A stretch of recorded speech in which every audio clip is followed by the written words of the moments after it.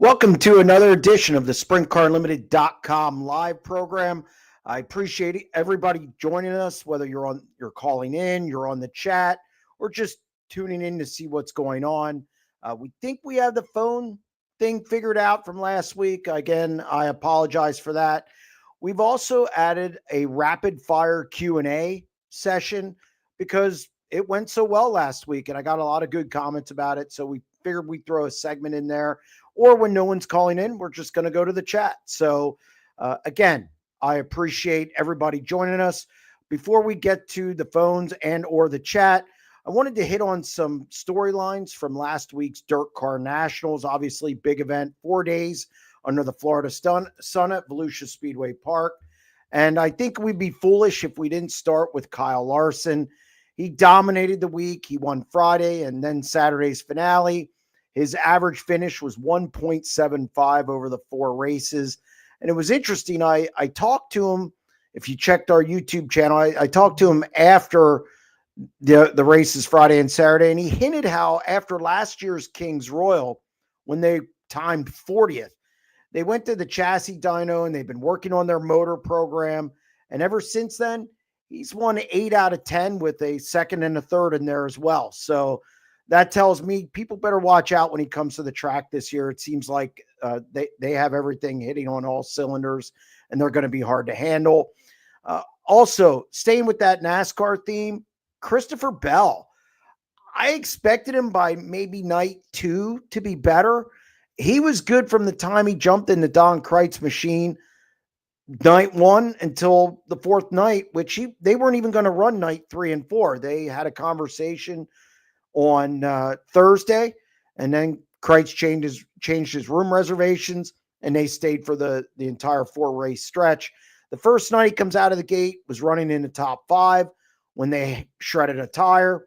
So that result's a little deceiving. Come back the next night, and they win. Now, obviously, Emerson Axum spun while leading, but Bell was gaining on him in the closing stages of that event. Friday, Bell and Kreitz finished second. And then Saturday, they just never got going. They had some problems in hot laps and time trials and really never took to the track. But still, a good week for Bell, who hasn't run since 2022 when he ran at Port Royal. And I think now we also have to give this Don Kreitz Jr. team credit, because it seems like no matter where they go, they're fast. Darren Pittman last year goes to Texas Motor Speedway and gets 2 second-place finishes. So I think no matter who's in this car, they have a chance to win. Not every storyline was a good one. Gio Scelzi had a horrible week, was a surprise, not good performance, I should say. His best effort was 14th. His average finish over 4 nights was 19th. He took 2 provisionals. And I think what was the most disheartening was they just didn't have speed. Wherein if you don't qualify well and get behind the 8 ball a little bit, good luck getting out of it. Some teams were able to dig out. Ryan Timms was one. But Gio just had a terrible week, and they just didn't have speed. It's something they're going to have to clean up by the time they go back down to Volusia on March 2nd and 3rd. Logan Schuchart, a pleasant surprise. Last year only had 1 World of Outlaws win. Didn't win this past week, but he rebounded nicely. 3 top 5s and an 8th place finish. Also had speed in qualifying. That's something they worked on in the offseason. So, again, Schuchart maybe one to watch this year. See if he can carry this through the entire season. There were also some unexpected performances. I think Danny Sams coming out and passing Christopher Bell on Friday, challenging Kyle Larson. Then he made a mistake and fell back to 10th, but I liked his speed throughout the week. Garrett Williamson is a rookie who is the only rookie to make all 4 shows without taking a provisional. The next closest, Hunter Schoenberg and Chris Windham. They only qualified for 2 of the 4 shows and then took provisionals in the other one. So Cole Macedo, just not a good week at all. Didn't qualify for any of the shows, took 1 provisional. And last one, I think Ryan Timms. That speed he had late last year, it's carried over to this year. He had a fifth and a sixth, came to sixth the final night from 19th. He passed 32 cars in 4 events, moved forward in each race. So a good effort from the Tim's Lee Big Motorsports camp. So we're going to jump in right now to the chat or check if anybody is on the phone. So we have no callers yet. So let's go to the chat. Let's see what people are talking about. This is from Jordan Myers. Any rumblings on Logan Wagner's plans for the year and also the Trone 39 car? Nothing on Logan Wagner as of yet. We talked about this last week, and unfortunately, nothing to report since then. The Trone car, John Trone, the owner of this iconic machine in Pennsylvania, or well-known machine in Pennsylvania, is dealing with some health issues. They're in no hurry to hire a driver. He's dealing with the health issues first, and then we'll worry about the race team. So nothing really to report there as far as a driver or when they're going to start. So moving on, Drake Capel, after Valusia, do you still think Dason Pursley is the favorite for Rookie of the Year in high limit? Ooh, it's close. It's a tough one. Yeah. I mean, look, it was one weekend, and I think we need to pump the brakes on the importance of Florida. I don't think it doesn't mean anything because you don't want to fall behind, especially in the World of Outlaws points. But what happens in Florida usually stays in Florida. The dirt's different. The air's different with being at sea level. I just think you can go down there and be a fish out of water, so to speak, and maybe that doesn't carry on moving forward. I think Pursley's going to have plenty of good nights. I think Danny Sams could be a contender for that because he looked really good down there. But Dason Pursley's still my favorite, especially when they get on short tracks. I think that's where he's going to shine. Dalton Ferris. Who are the guys that could challenge Sweet for high limit championship? You know, Sweet's an interesting kind of story at Valusia. Ty Wolfgang, first time crew chief for that team, and I thought they fared rather well. 3 top 5 finishes, fifth, and fourth. The last night could have finished in the top 5, but he had a flat tire, during the first caution, or first red flag for Baylog. So I still don't think there's anybody who can challenge him yet for the title. If from everything I saw last week, Ty Wolfgang's got a handle on this thing, and I think we got to remember Eric Prutzman's still in camp. He's going to be with Casey Kane. He's running high limit as well. So I think if things get off too far, I think, Eric Prutzman's right there. Ty Wolfgang could walk over, but I think Ty Wolfgang did a great job. They weren't always good in time trials down in Florida, but they rallied by the end of the night. Sweet was able to pass cars. Again, that's a good sign for that team. Scott, I think the 2025 season for Larson could very well rival the 2020 season. Obviously not in the number of wins, but in the quality of wins. I can't disagree with that. Obviously, you win 8 of 10 races dating back to last year. That's the problem for the competition. And we know how good Larson is. Something else to think about. And when I talked to him, he said, we normally start out poorly. Don't look good at the beginning of the season. Normally takes 9 to 10 races for them to kind of get a feel for everything and get going with racking up good finishes. Obviously, that's not the case. I think when he shows up, no matter where he shows up, I think he's going to be the favorite this year, more so than last year. So yes, not as many races as 2020, but the results could be even better as far as win percentage. So definitely that's scary. Dalton Ferris again. Any news on Cale Thomas? Not yet.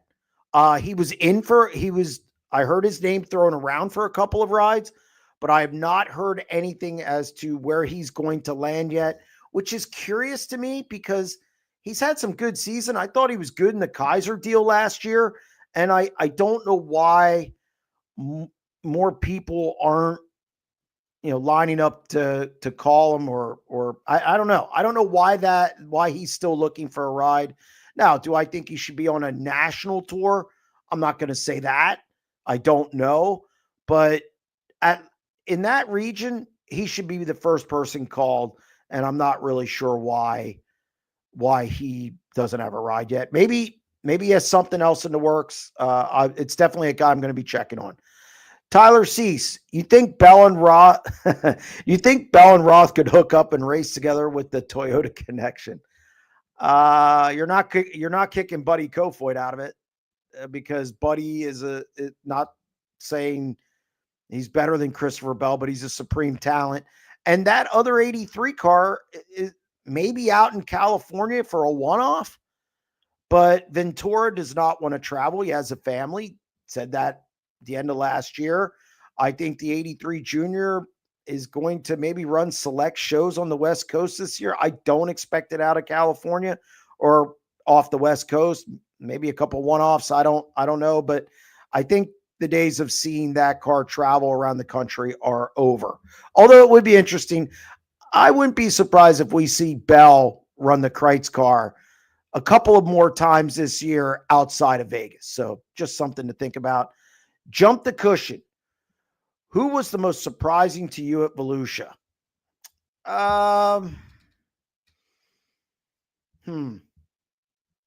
Most surprising. I'd say out of the, I'll do two here. I think from how good they looked, Logan Schuchart. I know he's been good at Valusia in the past, but they had a new crew chief, Kyle Pruitt. First time turning the wrenches for that team, they hit the ground running. Just right out of the gate, putting 3 top 5s together and an 8th place finish when they were buried in the field. I think they started 19th that night. Able to pass cars, able to chase people down. I think there's a lot of confidence in the Shark Racing camp. From the other side of it, it has to, like I said earlier, has to be Gio and Buddy Kofoid as well. Buddy Kofoid had some speed, but made a mistake night one and got upside down while running in the top 5. Lacked speed the following night. Really didn't have a good amount of speed until the final night. And then he was running in the top 5 and shredded a tire. So kind of a mixed bag there. But Gio Scelzi, definitely the worst for the wear there. I thought, it's not good. William Wagaman, congratulations on the show number 2. Let's hope the show goes great. PA Posse, who is going to run away and hide with this year. PA Posse, who is going to run away and hide this year? Who's going to be the big feature winner? I mean, Danny Dietrich, because in central Pennsylvania, Marks isn't going to be here all year. I mean, look, if Macri's here, it'll be Macri. Macri will win the most races. And he still might not running a whole season in central PA. But outside of that, if you're just looking at locals only who are going to stay here, I'd say Dietrich, he'll get to double digits. He races well. He's bad at Valusia, but that's not a surprise. He's usually hit or miss down there. There's years where he looks really good, and then there's years where he looks terrible. This was one of the terrible years, and I wouldn't be surprised if he comes back and wins the icebreaker or wins 2 or 3 by the time May rolls around and gets rolling. I do think Freddie Raymer will be back and win more this year as well. So Santos de la Cruz, I would assume silly season is pretty much over with. Yes. I think everybody's waiting on Zeb Wise. I think Zeb Wise is the one guy everybody is kind of waiting for to sign somewhere. I don't think he's in a hurry. I don't think Zeb Wise wants to sign with somebody and just run around Ohio or Pennsylvania. He believes he should be on a national tour. I think he should be on a national tour. So I wouldn't be surprised if he waits until the first ride comes open, which based on the last few years could be May, for crying out loud. So silly season's pretty much over in my mind. I don't think there's going to be any signings. I think Zeb Wise is the only one that maybe people are waiting for. So do we have any no calls yet? Guys, don't be afraid to call.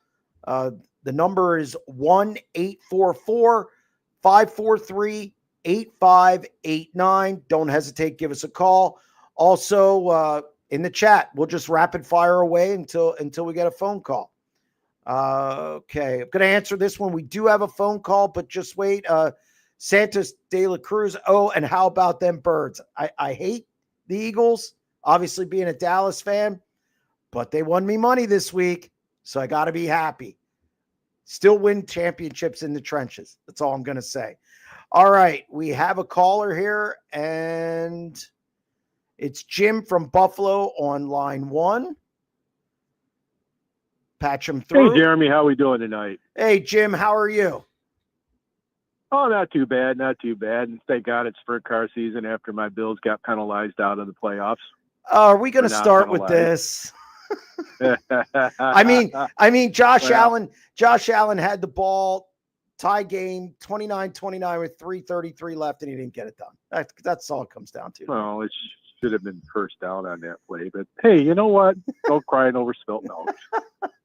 But anyways, hey, first of all, I want to make a statement. I'm glad one of my favorite drivers, Billy Baylog, got out of that thing okay with just tweaked ankle. That's pretty cool.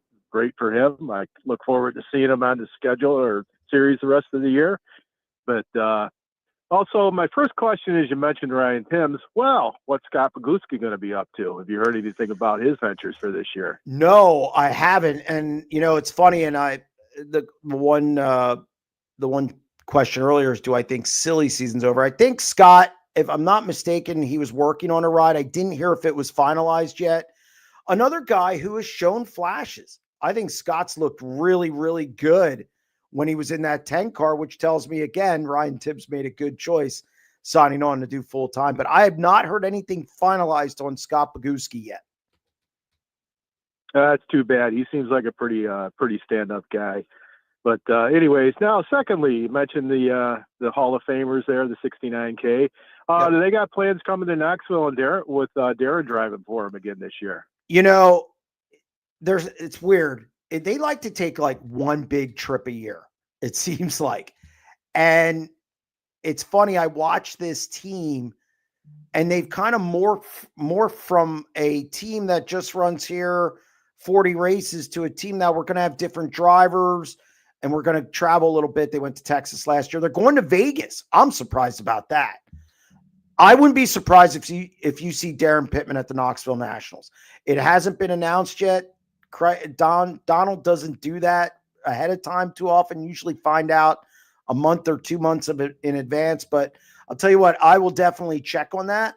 And I wouldn't be surprised if you see Darren Pittman in the car, because Darren wants to get laps in the 69K before the National Open. If it wouldn't be for the National Open, Darren Pittman probably doesn't run any races. But I expect him at the World of Outlaws shows. I wouldn't be surprised if he runs the Nationals. And then, of course, just gearing up for that Williams Grove National Open. Oh, that's outstanding. That's one less T-shirt that I have to buy.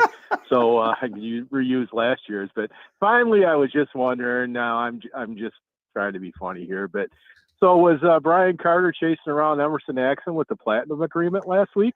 Trying to get him to sign.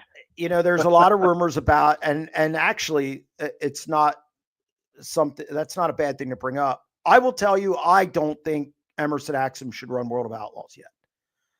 I think he's a good talent, and I've heard rumblings of him having to make a choice, obviously. His choice should be exactly what he did last year. He's 20 years old. There's no reason to go too early. There's 14 guys out there, 6 rookies. Why beat your head against the wall? Pick and choose. Get the team more experience, make sure you have all the resources, and then go out. The Outlaws aren't going away, despite what some people may think. Jim, you and I have talked about that before, I think, whether it be chatting or whatever. They're going to be around for a long, long time. Emerson Axum has plenty of time. Get out there, race more tracks, learn how to race even more so than he did last year, and wait a year. If I were Emerson Axum, I'd go next year, not this year. Yeah, I totally get it. But anyways, all right, keep up the great work. Enjoying the show so far. Glad you got the phones ironed out. And my Yep. Amerks will be seeing your Bears pretty soon. And, between you and Calvin Knapp, we're going to take care of business with you guys. Have a great day. Bye-bye. Yep. Thanks, Jim. It's funny. Jim brought up the Hershey Bears. I actually have my daughter who's at the game because I can't go tonight because I'm doing the show, and she's texting me updates. They're up 3-1. So they've been playing lousy lately. So we'll see how that goes. If you see me look down, it's because I'm looking at the Bears game. So but anyway, back to the chat. Okay, jump the cushion. Why do the Outlaws go right back to Valusia? Aren't there any other tracks for them to visit? Well, yeah, there's a lot of tracks to visit, but I think it's twofold. I think number one, they went through this thing where they left Valusia and trekked down through Texas. They got a lot of rainouts over the years. So I think they're taking a couple weeks off, and then they'll hit Cotton. They're going to go back to Valusia. Then they'll go in their schedule and hit Cotton Bowl and go down through there. The other thing is it's bike week. Who owns Valusia? The World Racing Group. So it's a perfect opportunity to fill the stands again. They murdered it Friday and Saturday. That crowd was huge. Something else to think about. They had all these modifieds in the pit area. That's pit gate. It was just a huge moneymaker. And now you bring in bike week in a couple of weeks. They're going to kill it again on a 2-day show. So I think it's just a good moneymaker. And I think it delays going through the South. So it's a good move. It's a good financial move and probably good for the series. Moving on. We have another caller. Santos, you're joining SprintCarUnlimited.com live. What do you got? Hey, Jeremy, how you doing? I'm doing okay. Not too bad. How are you? Oh, I can't complain. I was able to catch a break from work here a little bit. Been very fortunate enough to meet you at the track a couple times here in local PA, or central PA, I should say. Just curious to know, I've heard a bunch of different people comment on it over these past couple weeks, couple months really, during the off season, drivers and owners and fans. What is your opinion on the current state of Central PA racing as far as it goes for oversaturation of races? Or is there too much? Is there too little? Payouts, just overall the state of, the local/regional areas. Ooh, that's a lot. Well, I'll take it in stages. Number one, there's oversaturation. There's too many races. I think there's like 115 races in this area in 1 year. Like if that was California 410 racing, that's like 3 years. So it's too much racing, not because I don't like it, but because we go through this ebb and flow of finances where guys have a bunch of money at the beginning of the year, then car counts drop, and then they kind of go back up when the World of Outlaws come to town, and Speed Week, but then after that, they go down again, and they kind of go down a ton. Then we get to September and they go up. So that's one thing. Yes, I do think there's an oversaturation from a competitor standpoint and also from a fan standpoint. I go to weekly shows, and the weekly show in central Pennsylvania is struggling, and it's for a lot of different reasons. Absolutely. Yeah, it's for a lot of different reasons. Number one, we have 39 shows that pay over $10,000 or more. So there's a lot of big events. So people save their money, go to those big events. Why would you go to a show that pays $4,000 or $5,000 on a Saturday night or a Friday night, and when you can watch it on Dirt Vision or Flow, and also watch High Limit? You can watch the Outlaws. If you're into USAC, you can watch that. So I think the weekly show is struggling. Now, I know those are two negatives, but on a positive note, there's no area in the country that is probably more stable than central Pennsylvania. It has the biggest fan base. It pays the most money. Now, obviously, Knoxville's weekly show pays more, but as I said, 39 shows that pay $10,000 or more. That's a lot of cheddar. So do you feel that? Go ahead. I'm sorry, but do you feel that like they're trying to make so many shows special that none of them are special anymore? I don't think. I think that's a Like, you know, ramification. with the tribute races and all that and Yeah, all that fun stuff. I think that it's a result of something else they're trying to do. I don't think that's. I just think that's an unfortunate result. Now, look, when High Limit comes here and the World of Outlaws come here, the stands are full. I mean, they do great. When you have Pennsylvania Speed Week, those shows do great because it becomes a destination with 10 races in a row. I worry about the tribute race at, say, Williams Grove on Memorial Day, especially now that that Port Royal's running the Weikert over top of them. I worry about some of those shows that are fringy big shows. So yeah, I do think some of the shows aren't special anymore. I didn't think the Lincoln show at the end of the year was special last year. So I don't know. It's a slippery slope. And the other thing, Santos, what is the threshold of what fans are willing to pay with these purses?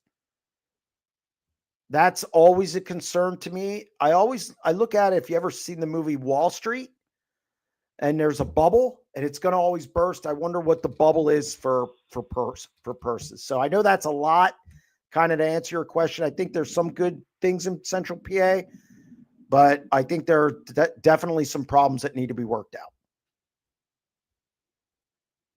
Yeah, no, I mean, ideally in a perfect world, you'd love to see all these tracks work together. But, what I've heard through the grapevine, there were some toes stepped on as far as it goes for that Memorial Day weekend that you were referring to. Yeah. And it's just, it makes no sense to me. I'd love to see, from a fan's perspective, I'd love to see, I heard it mentioned on Turn 2 Terribles last night, on their show, and it was essentially each track essentially take a weekend off and like just work together to minimize the oversaturation. Because like you said, you see it in ebbs and flows of racers taking weeks off because of laps on their motors, or they junked their car the week before. Fans in this economy right now, it's tough to go to 70-80 shows a year, so I'd love to be able to see it dwindled down a little bit, but it's a business and they all have to make their money. But I just wish they'd work together a little bit more. Well, in a perfect world they would, but I don't see that happening either. Santos, we got another caller coming in. I appreciate you calling. Absolutely. I appreciate everything you do for the sport, and I hope the show continues to grow. This is awesome. All right. Thank you very much. On line 3, we have Mike from York. Mike, what you got for me?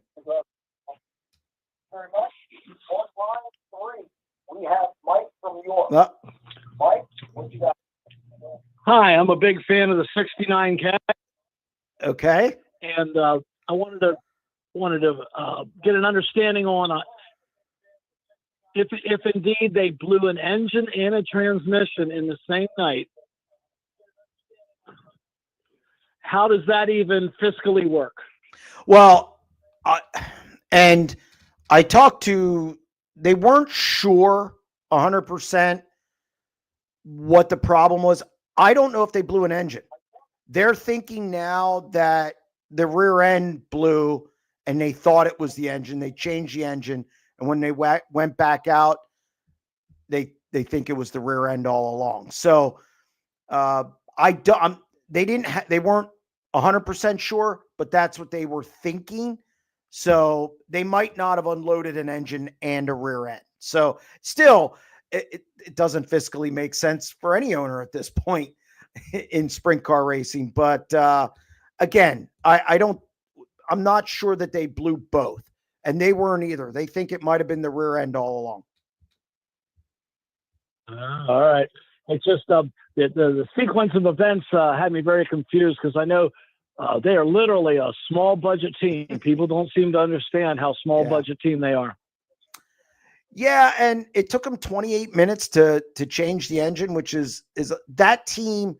I asked them when's the last time they changed motors, during an event. They did it for Darren in 2024, but before that, it was years. Because normally when they blow an engine, when they blow an engine, they're done for the night. They usually only bring one to the track. So again, it was an odd situation. Often he doesn't always own his own engines, right? Often he's running other people's engines. It's happened in the past. Yes. So it was something to watch him change it, but you know what? They got some practice, and I'm sure they're hoping they don't have to do that again this year. And I think unless it's a bigger paying show, like $10,000 or more, World of Outlaws event, high limit event, I don't think you'll see him change an engine. If that would have been somebody else in the car instead of Christopher Bell, I don't know if they make that engine change. Totally agree with that. And I was really surprised, especially the way that Valusia is an engine killer. Because they weren't even going to stay the whole weekend. I was told they weren't even going to stay the whole weekend. So that was just weird. But you're right, Christopher Bell's. When the captain's in the seat, you do what the captain says. Well, Christopher's just such a talent, and they ran well all week. And no, they were supposed to run Wednesday and Thursday, and that's it. And it turned into more, and right. And I think the fans got a treat from Christopher Bell. I think he's an unbelievable driver, and he showed that this week. And I think that car, as I was talking to a friend in California today,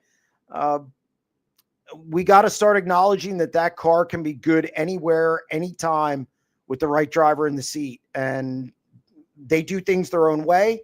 It's not always traditional, and it works. Whatever they do, it works. So, in the big picture, including Outlaws and High Limit, do you think that team is a top 20 team in the country, a top 40 team in the country? What do you think?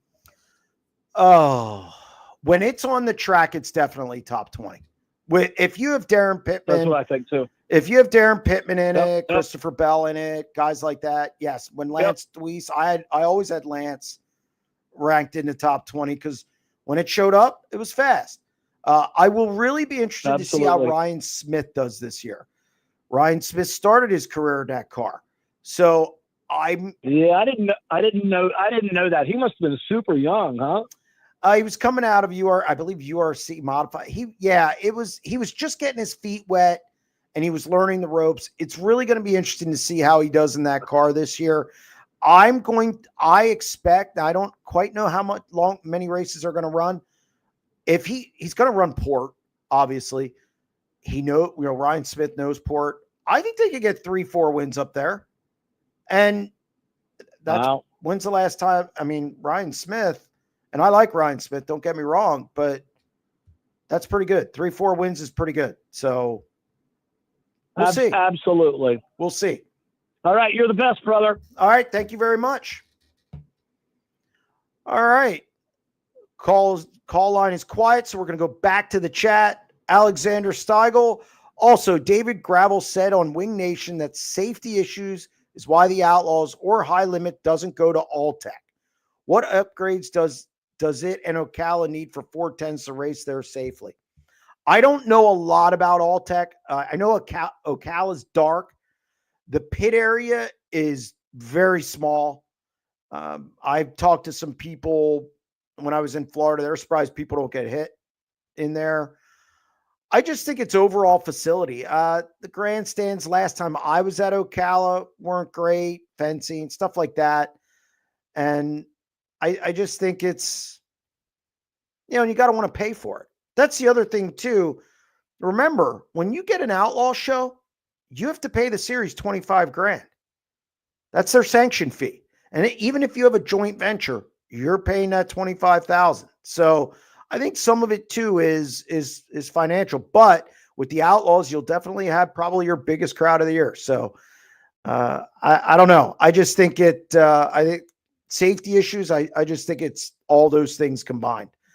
Drake Capel again. How intrigued are you personally about the Knoxville Track Championship this coming year, especially if Austin McCarl travels some?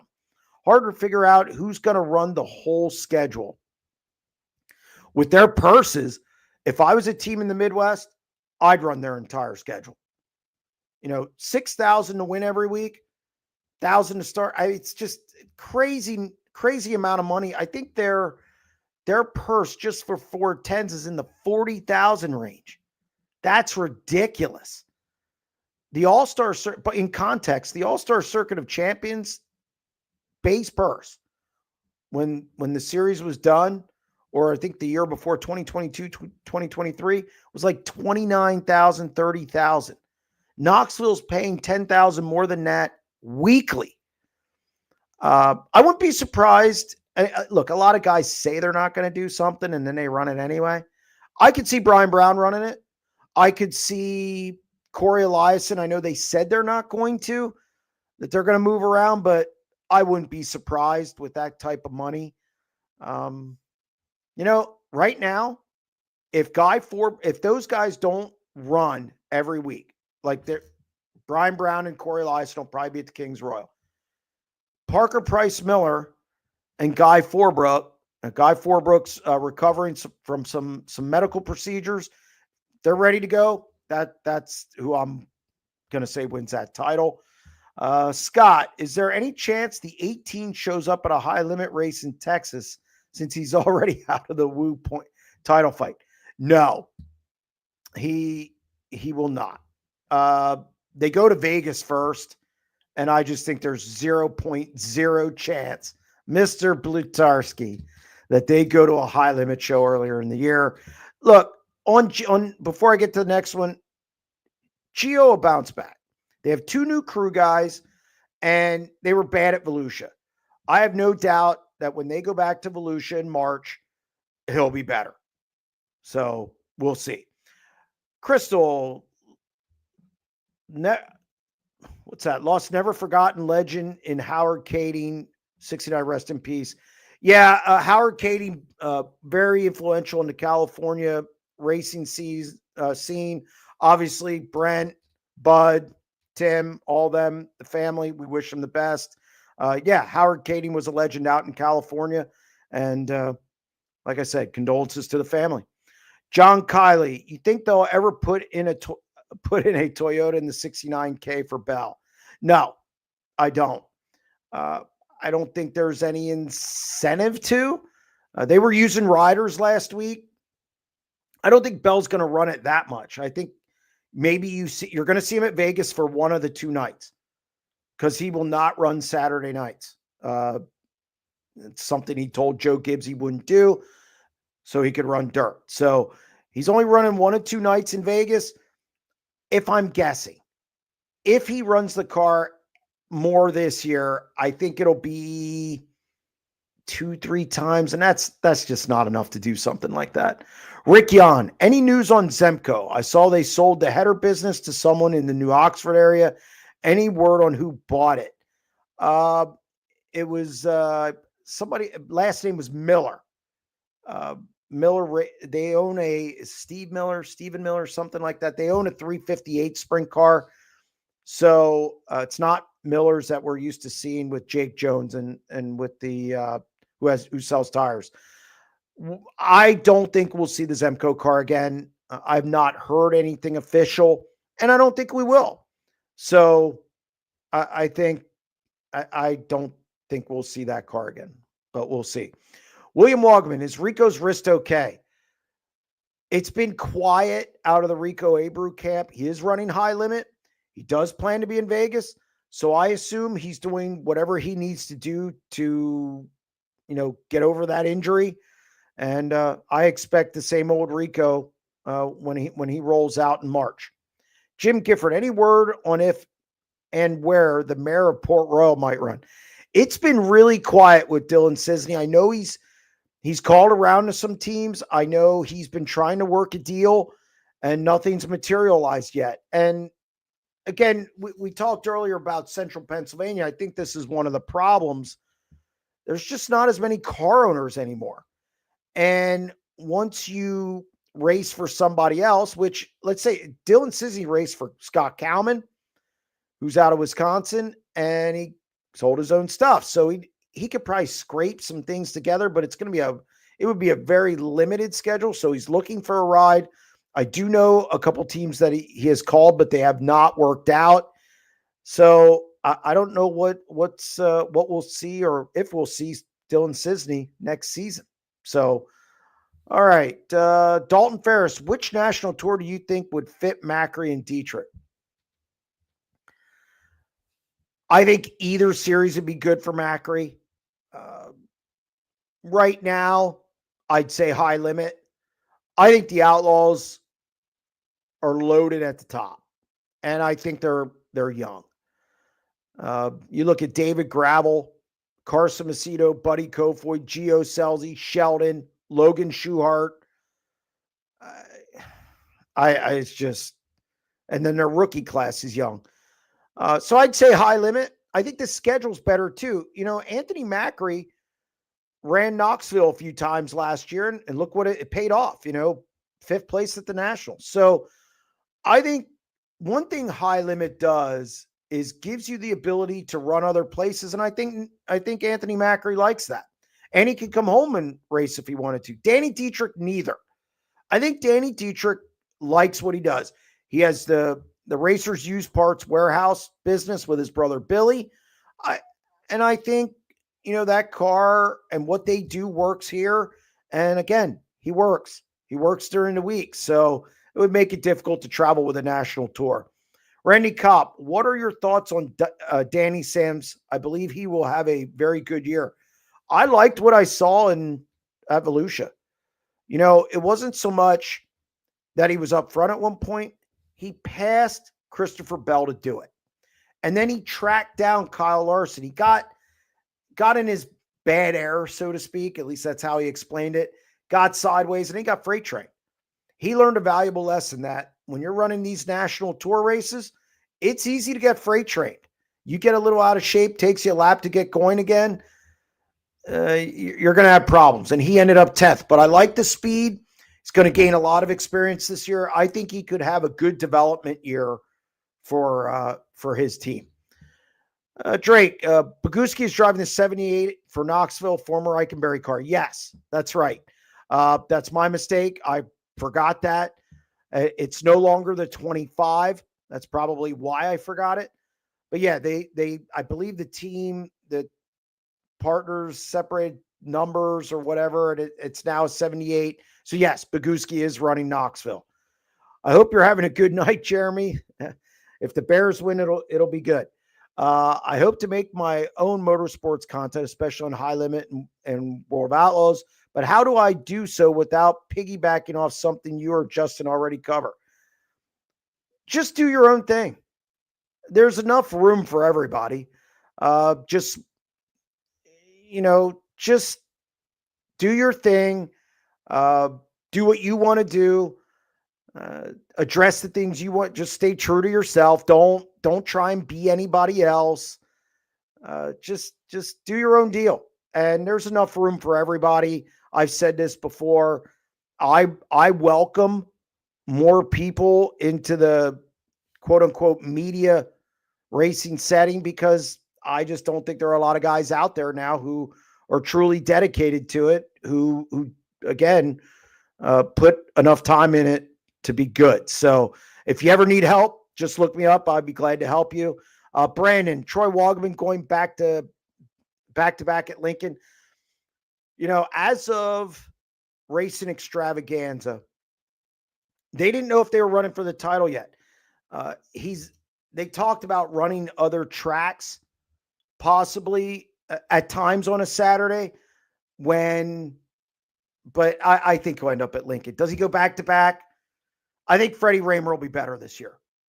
I think he'll definitely be better this year. So it'll be interesting to see how the 27 gets better. I think Ben Engel, the crew chief for Hefner Motorsports, and Wogman have something good going. If they work on their time trialing in big shows, I think they're going to be a handful in this area. So I'm anxious to see how they develop and if they can move forward even more. I think, yes, they can go back at Lincoln. Matt Beasley, Raymer will go back to dominating Lincoln. Well, that car looked bad last year. So, but I also think going back to his own stuff, his own package, he's going to focus on that. I think he'll definitely be better. Yes. Drake, any rumblings about the Swindell Speed Lab 39 just waiting on Kevin to feeling better? Yes. He underwent some medical procedures. It seems to be going on a lot in sprint car racing, but yes, he's, you know, it's when he gets back to feeling better, he'll field a car. And I know he was at Chili Bowl. That's a whole week. Probably took a lot out of him. I would assume he's going to recuperate, and we'll see what's going on. It's definitely something I'll be checking on in the coming weeks. I wanted to give him some time in case he was doing some other things. So, okay. That's actually it for the chat. We have no phone calls, so we're going to call it a show. Not bad, 48 minutes. Thank you to everyone who joined the show. Thank you for the call-ins. We appreciate it. We're going to run the show again every Tuesday night, 7:30. We're going to go with rapid fire chat like we did tonight as well, and mix in some phone calls. So again, I appreciate everybody joining the show, and we'll see you next week. Stay tuned.